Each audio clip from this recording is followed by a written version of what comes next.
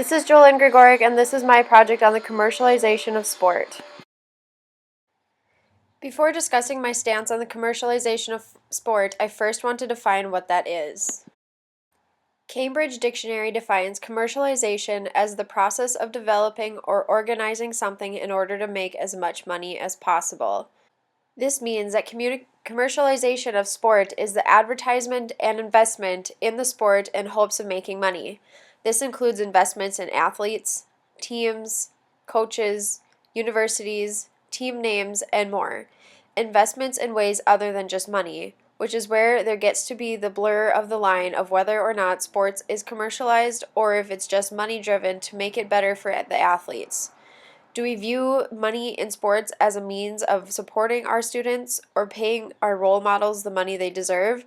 Or do we see it as a way of making money for the business that is supporting the team? There are many arguments for both sides.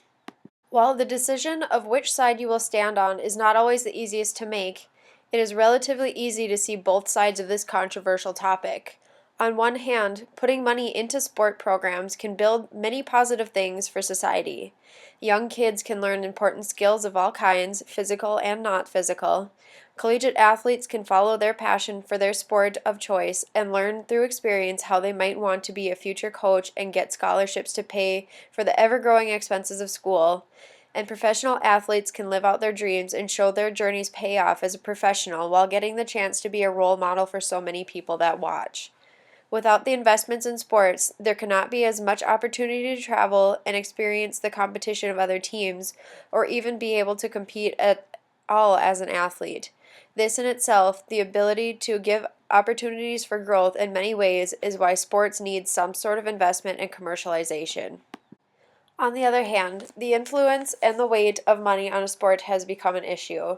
When supporting a sport, an athlete, a team, a coach, or a university has become a means of making money, there is an issue with what is most important in the realm of sport. The lecture PowerPoint states, quote, "Sport in the U.S. supposedly transmit values," end quote. But at first glance, sport in the U.S. rather communicates value.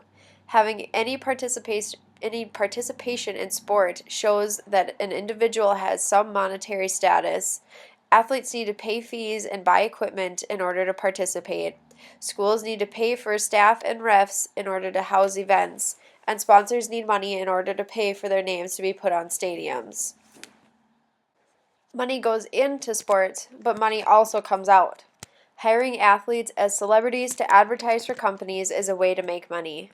Promoting a team that gains fans through their violence during a game is a way to make money. Sponsoring a team to wear your gear is a way to make money. In almost every way possible, a business can make money through the connection of sport. But when money is more important than the athletes who are competing, there seems to be a conflict in values. Knowing where you stand on this topic is important when making decisions in the future. Among the many things to consider, there is also much under the surface that we may not realize at first or may have to dig to find out the truth. We must ask ourselves, do we want to buy tickets to a game when we know a coach pushes their athletes to injure opponents? Or do we choose to help a Little League fundraise to go to a national tournament after a long season of hard work? Do you not mind if a team has signed a contract with a large company to have their brand plastered all over a stadium and have a knowing amount of advertisements whenever something has to do with that team? This might require you to look into your own values and see what aligns with your beliefs and what doesn't bother you. If other things are getting in the way of your enjoyment of the sport, or if something is going on that bothers you, maybe you don't want to be involved. But in the end, if you enjoy sport, that's the most important thing. When you stop enjoying it, then something needs to change.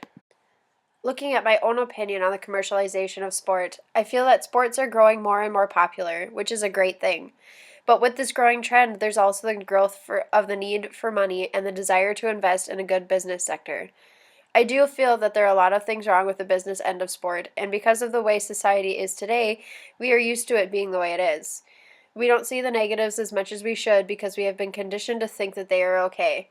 I think that there needs to be a reevaluation for why we participate in sporting events and a refocus afterwards.